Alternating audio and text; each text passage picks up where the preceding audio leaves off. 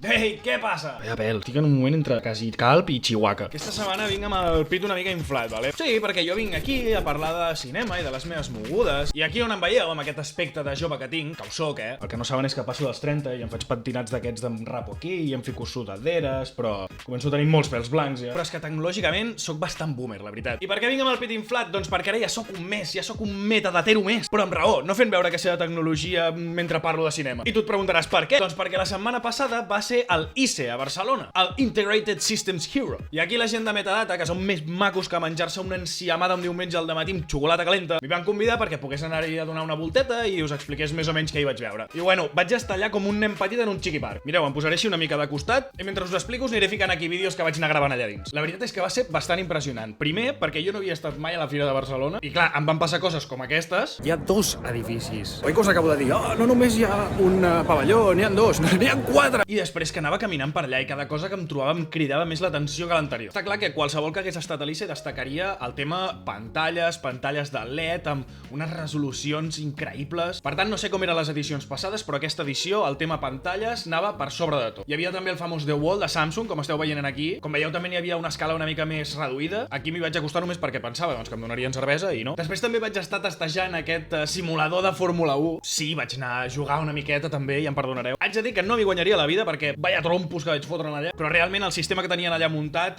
el volant quan girava es feia una força increïble i va ser una experiència molt xula. Una de les coses que mola molt de l'ICE és que qualsevol cosa que et cridi l'atenció, que és tot, perquè tots són estímuls visuals, sonors, t'acostes allà i dius, ei, què feu aquí? I la gent és super amable, t'expliquen tota la moguda, com per exemple aquí la gent de Catalan Arts, que hi tenien un stand i els hi vaig preguntar què era, què hi feien. Mira, us deixo aquí l'explicació. El Departament de Cultura de la Generalitat han organitzat aquesta sala immersiva, és una sala de 7 metres per 7 per uns 4 metres d'alt, on hi som 10 estudis catalans presentant peces immersives de diferents estils. I així és com es veia des de dins, que la veritat em sap greu que ho hagueu de veure a través d'un vídeo perquè està allà dintre, amb el so envolvent, les pantalles, bueno, més que pantalles eren projectors, tant a les 4 parets com al terra, que ara projectava aquesta mena de mappings. Sí, no és ben bé un mapping, però ja m'enteneu, i tot fet per estudis catalans. Un consell que us dono, si heu d'anar vosaltres algun any, entreneu com si haguéssiu d'anar a fer una marató. Vaig acabar esgotat, perquè és el que us deia, o sigui,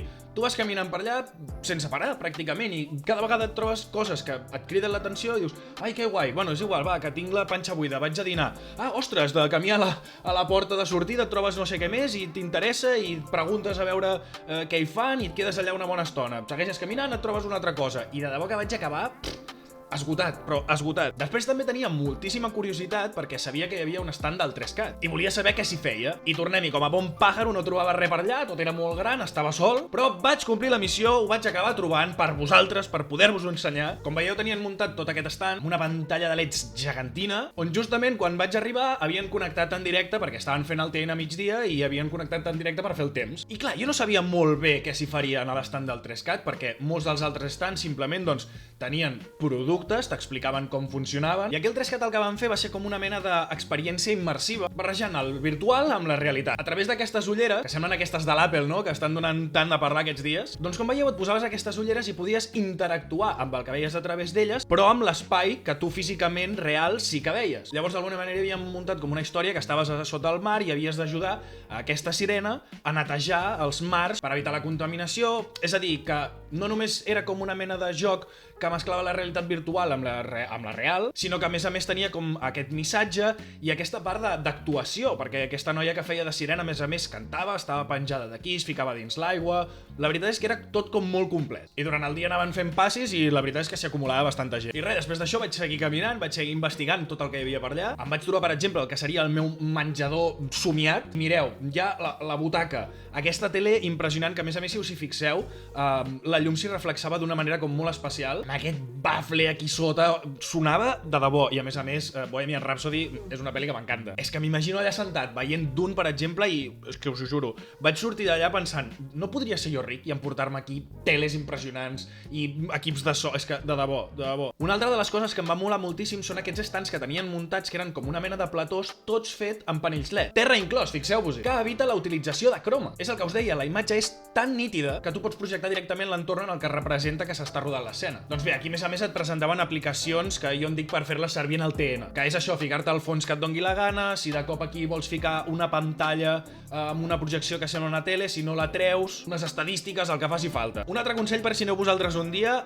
tingueu en compte que dins, si teniu gana o el que sigui, tot és caríssim, caríssim. Que no m'està malament, que els guiris es deixin els quartos aquí a Barcelona. Jo recomano el que vaig fer jo, que és caminar 5 minuts, anar a l'Ikea allà al costat i menjar-me un parell de Frankfurt, aquells que valen €1. I au, dinat, i fins i tot em vaig menjar un geladet que feia una calor. Així, en definitiva, per qualsevol persona, empresa, etc que es relacioni amb aquest tipus de materials, no crec que hi hagi al món res igual, amb més opcions i amb més innovacions per poder anar allà a empapar-te de tot una miqueta. Per exemple, jo he treballat a una empresa de teatres i esdeveniments i hi havia allà un munt d'estants amb taules de so, d'il·luminació, d'última generació. La veritat és que personalment va ser una experiència increïble i haig de dir des d'aquí que moltes gràcies a la gent de Metadata que em van contactar per dir ei, mira, tenim la possibilitat d'aquesta entrada, que puguis anar-hi, vés a treure el cap i a veure què et sembla. I la veritat és que m'ho vaig passar superbé, em va semblar, doncs això, una experiència increïble, vaig aprendre moltíssim. I ja us dic, ara em puc fer una mica més al xuleta, perquè ara sóc una mica més tetxi. Si no vaig equivocat, aquí mateix al web de Metadata hi teniu algun article més sobre l'ICE, segurament